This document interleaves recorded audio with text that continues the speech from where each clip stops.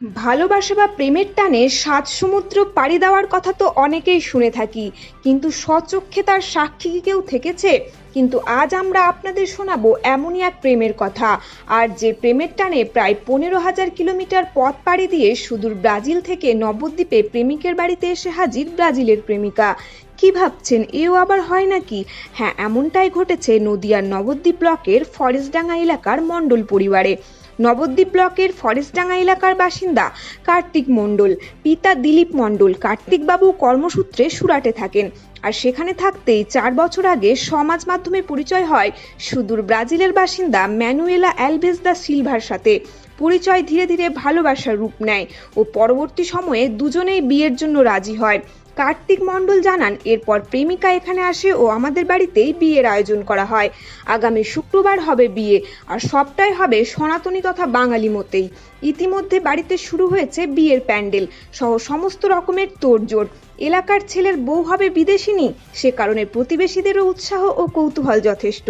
কিন্তু পাত্রী তো ব্রাজিলের, সেক্ষেত্রে ভাষার তারতম্য আছে। কথোপকথন চলছে কিভাবে? প্রশ্নের উত্তরে মণ্ডল পরিবারের সদস্যরা জানান, বর্তমানের আধুনিক প্রযুক্তিকে কাজে লাগিয়েই চলছে, অর্থাৎ সবটাই চলছে মোবাইলের প্রযুক্তিকে কাজে লাগিয়ে। পাত্রীও তার ভাষার আমাদের জানায় তার দেশে তার পরিবার এই বিয়েতে রাজি, আর সেও রাজি। পাশাপাশি নবদ্বীপের মণ্ডল পরিবারে এসেও তার ভালো লেগেছে। পাশাপাশি সে আরও জানায় সে শাড়ি পরতে ভালোবাসে। মণ্ডল পরিবার জানায় তাদের বৌমা এখানে এসে বাঙালি খাবার খাচ্ছে, তবে ঝাল ছাড়া, বাকি সব ঠিকঠাক আছে।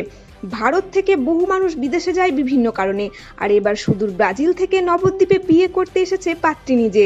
সে কারণে নবদ্বীপের মণ্ডল পরিবার যেমন একধারে আনন্দিত, পাশাপাশি স্থানীয়দেরও কৌতূহল যথেষ্ট।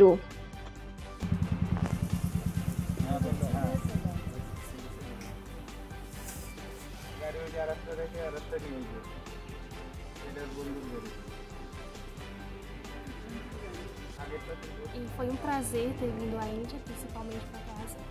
Eles que me acolheram muito bem, graças a Deus.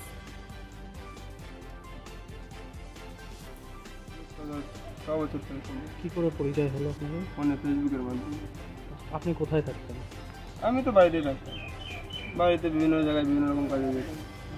সেই ক্ষেত্রে আপনাদের সাথে কিভাবে কি পরিচয় হলো? আমাদের প্রথম আলাপ হয় ফেসবুকে, ফেসবুক থেকে তারপরে হোয়াটসঅ্যাপে, তারপর হোয়াটসঅ্যাপ থেকে কথাবার্তা আলাপ, ওদের পরিবারের সঙ্গে, ওদের ভাই বোন সবার সঙ্গে আলাপ আলোচনা, আমাদের বাড়িঘর দেখানো, ওদের বাবা মার সঙ্গে সবার সঙ্গে পরিচয়। তারপরে আস্তে আস্তে আমাদের ভালোবাসা হয়, ও আমাকে প্রপোজ করে, আমি ওকে প্রপোজ করি। বিয়ের সিদ্ধান্ত কবে কবে নেওয়া হয়? বিয়ের সিদ্ধান্ত 2 বছর আগের থেকে নেওয়া। আচ্ছা, ওনার পরিবারে কে কে আছে? ওনার পরিবারে মা আছে, বাবা, ভাই বোন, 4 জন। আর আপনাদের পরিবারে নতুন এসেছে, কতদিন হলো এসেছে? আমাদের পরিবারে এসেছে 3 দিন হলো, মনে করেন 1.5 মাস মতো। সেক্ষেত্রে খাওয়া দাওয়া বা হ্যাঁ, ওদের একদম নন স্পাইসি খাওয়া দাওয়া খায়, আমাদের তো ঝাল একদম খেতে পারে না, 2 মাসের বাচ্চা সমান খায়। সেক্ষেত্রে আপনাদের বাড়ির লোকের কোনো সমস্যা? না না, বাইরের লোক সবাই অ্যাকসেপ্ট করেছে, ও যেমন চাইছে তেমন হিসাবে চলা হচ্ছে। উনি এখানে আসার পর ওনার বাড়ির লোকের সাথে কোনো রকম কথাবার্তা? হ্যাঁ, সবার সঙ্গে সবাই খুবই খুশি। মেনলি ও খুশি হচ্ছে, মানে সবাই খুশি হয়েছে, আমার পরিবারও তাই, ওর পরিবারও তাই। আপনাদের বিয়ে কবে হচ্ছে? আমাদের বিয়ে শুক্রবার। সব কি হিন্দু বাঙালি মতেই? হ্যাঁ, সনাতন ধর্ম। সেক্ষেত্রে এনার কোনো অসুবিধা হবে না? না, ওনার কোনো অসুবিধা নেই, উনি ওইভাবেই রাজি? হুম। আপনি কি কাজ করেন? আমি ক্লিনিকে আছি। এই আর উনি কি প্রফেশনে ছিল? উনি প্রফেশন ছিল অ্যাকাউন্টেন্ট ছিল, এমবিএ করেছে হয়তো, সেই হিসাবে ওখানে অ্যাকাউন্টিংয়ের কাজ করে। সেক্ষেত্রে আপনাদের পরিবারের সবাই খুশি এটা নিয়ে? হ্যাঁ, সবাই খুশি। নতুন ধরুন বিদেশ থেকে যেহেতু এসেছে, হ্যাঁ, সেক্ষেত্রে এইখানকার আপনি এখানে থাকছেন, আপনারা বিয়ে করবেন, এখানে থাকবেন বলছেন, সেক্ষেত্রে পাড়া প্রতিবেশী যারা, তারা এসেছিল দেখতে? হ্যাঁ, পাড়া প্রতিবেশী সবাই আসছে দেখতে। সবাই তো জানে না, কাউকে বলা সম্ভব নেই আমি বিদেশ থেকে আমার বউ এসছে, যারা যেটুকুনি জানে। তবে বিয়ে নিয়ে সবাই উৎসাহিত, তাই তো? হ্যাঁ, বিয়ে নিয়ে একটা ইন্টারেস্টিং বিষয় যে ব্রাজিল থেকে এসে। আপনার নাম? আমার নাম কার্তিক মণ্ডল। এটা কোন জায়গা? ফরেস্টডাঙ্গা। নবদ্বীপ ফরেস্টডাঙ্গা। ফরেস্টডাঙ্গা সংস্কৃত কলেজে আছে। ভালোই লাগছে, কথাবার্তা কীরকমভাবে বলছে?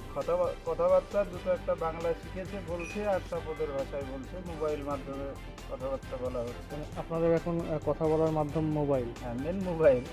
বাংলা দুটো একটা শিখেছে, আরও শিখবে সামনে। সেক্ষেত্রে যে বাড়িতে যে কথাবার্তা মানে খেতে দেওয়া বা বসা বা যে কোনো এরকম এইগুলো কি সব মোবাইলের সাহায্যে? না না, ওসব কিছুটা ইশারা করলেও হচ্ছে।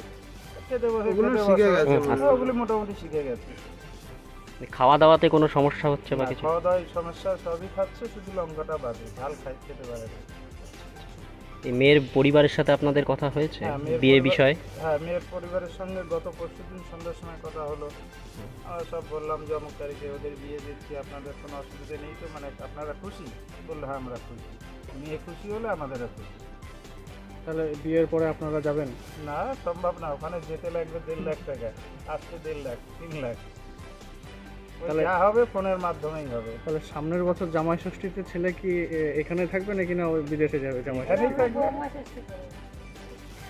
তা এই যে আপনার মানে বিদেশ থেকে বউ নিয়ে এসছেন, তাই পাড়ার লোকের উৎসাহটা কেমন দেখছেন বা পাড়ার লোক? না, পাড়ার লোকের উৎসাহ ভালো আছে, পাড়ার লোকের কোনো অবজেকশন নেই, তারা সবাই আনন্দিত, এই কোনো প্রবলেম নেই। বিয়ের কি কোন রীতিতে মেনে হবে? সনাতন ধর্মের রীতিতে মেনে হবে, হিন্দু ধর্মে।